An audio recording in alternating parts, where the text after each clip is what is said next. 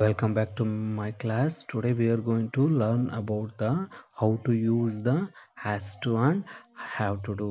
So ಇವತ್ತಿನ ತರಗತಿಯಲ್ಲಿ ನಾವು ಹ್ಯಾಸ್ ಟು ಮತ್ತೆ ಹ್ಯಾವ್ ಟು ಡೂನ ನಾವು ಯಾವ ರೀತಿ ಬಳಸೋದು, ಅದು ನಮಗೆ ಯಾವ ರೀತಿ ಮೀನಿಂಗ್ ಕೊಡುತ್ತೆ ಅನ್ನೋದ್ರ ಬಗ್ಗೆ ನಾವು ಇವತ್ತು ತಿಳ್ಕೊಳ್ಳೋಣ.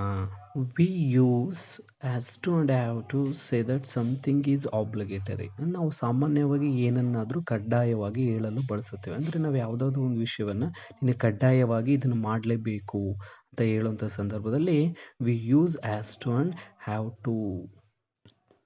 Has is used with pronouns he, she, it, she has, he has, it has.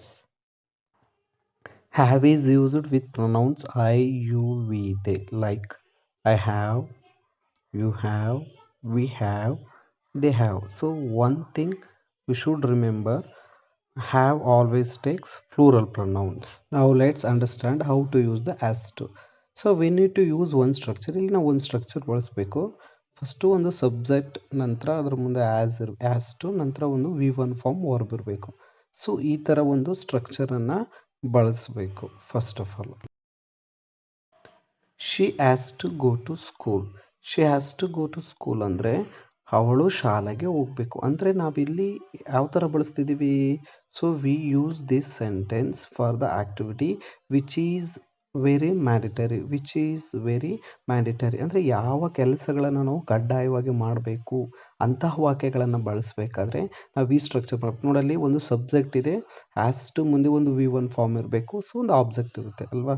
So ನಾವು ಇವತ್ತೆಲ್ಲ ಬಳಸ್ತಾ ಇರೋವಂಥ ಮೀನಿಂಗ್ ನಮ್ಗೆ ಯಾವ ಮೀನಿಂಗ್ ಕೊಡುತ್ತೆ? ನೀನು ಆ ಕೆಲಸ ಮಾಡಬೇಕು, ಈ ಕೆಲಸ ಮಾಡಬೇಕು, ನೀನು ಅಲ್ಲಿಗೆ ಹೋಗಬೇಕು, ಇದನ್ನು ಮಾಡಬೇಕು ಅನ್ನೋ ಮೀನಿಂಗನ್ನೇ ಇವತ್ತು ನಮಗೆ ಇದು ಕೊಡ್ತಾ ಇದೆ. Mohan has to complete this work.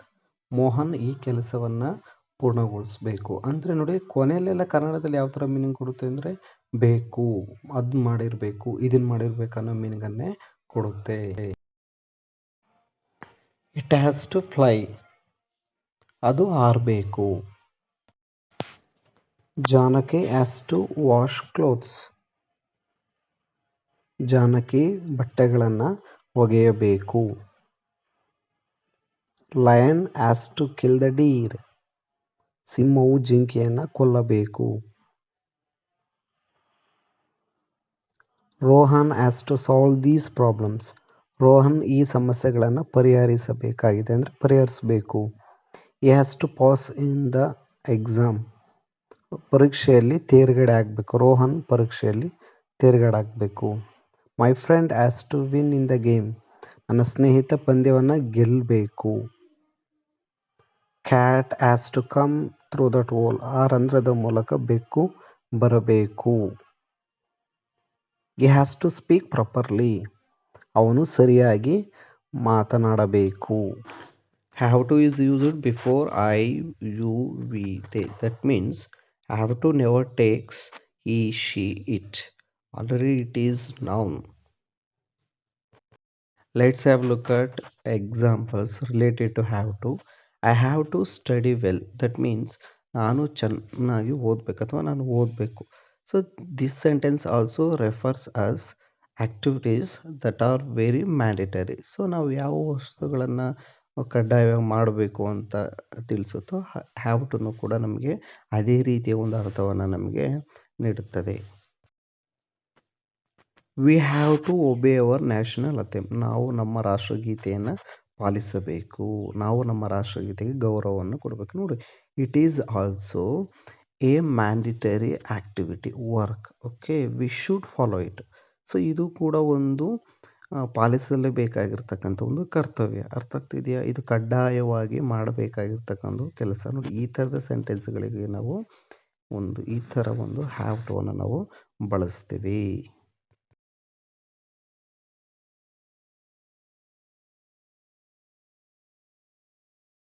V have to wait. ನಾವು ಕಾಯಬೇಕು.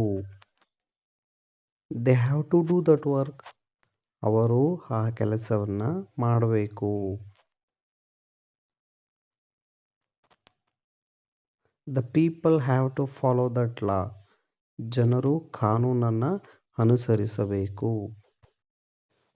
Children have to go to bed early, ಮಕ್ಕಳು ಬೇಗನೆ ಮಲಗಬೇಕು. So here you can observe one things.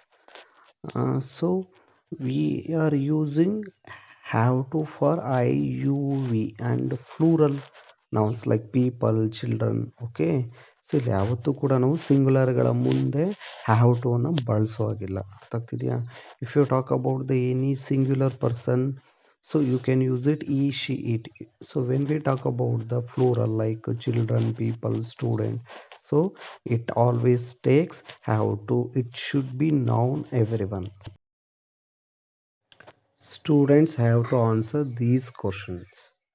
ಈ ಪ್ರಶ್ನೆಗಳಿಗೆ ವಿದ್ಯಾರ್ಥಿಗಳು ಉತ್ತರಿಸಬೇಕು. ಅದೇ ರೀತಿ ನೆಕ್ಸ್ಟ್ ಎಕ್ಸಾಂಪಲ್ ನೋಡೋಣ. Citizen have to food for the right person of our country. ನಮ್ಮ ದೇಶದ ಸರಿಯಾದ ವ್ಯಕ್ತಿಗೆ ನಾಗರಿಕರು ಮತ ಹಾಕಬೇಕು. ಸೊ ನೋಡಿ, ನಾವು ಇವೆಲ್ಲ ಯೂಸ್ ಮಾಡ್ತಿರೋಂಥ ಸೆಂಟೆನ್ಸ್ಗಳು. So we are using all sentence for our obligatory which work we need to do that compulsory ಅಂತ ಹೇಳ್ತೀವಲ್ವ. ಸೊ ನಿಮಗೆ ಈ ವಿಡಿಯೋ ಇದೇ ಮೊದಲು ನೀವು ವಿಡಿಯೋ ನೋಡ್ತಾ ಇದ್ದರೆ ದಯವಿಟ್ಟು ನಮ್ಮ ಚಾನಲ್ ಸಬ್ಸ್ಕ್ರೈಬ್ ಮಾಡಿ, ಹಾಗೆ ಶೇರ್ ಮಾಡಿ. ಸೊ ಅದೇ ರೀತಿ ಇನ್ನೊಂದು ವಿಷಯ, ಈ ಥರದ ಸೆಂಟೆನ್ಸ್ಗಳನ್ನು ನೀವು ಓನಾಗೆ ಫ್ರೇಮ್ ಮಾಡಿ. ಅರ್ಥ ಆಗ್ತಿದೆಯಾ? ನೆಕ್ಸ್ಟ್ ಈ ಥರದ ಸೆಂಟೆನ್ಸ್ಗಳನ್ನು ಮಾತಾಡಬೇಕಾದ್ರೆ ಇದೇ ಸ್ಟ್ರಕ್ಚರ್ಸನ್ನು ನೀವು ಬಳಸ್ತೀರ. ಟೇಕ್ ಕೇರ್, ಬಾಯ್.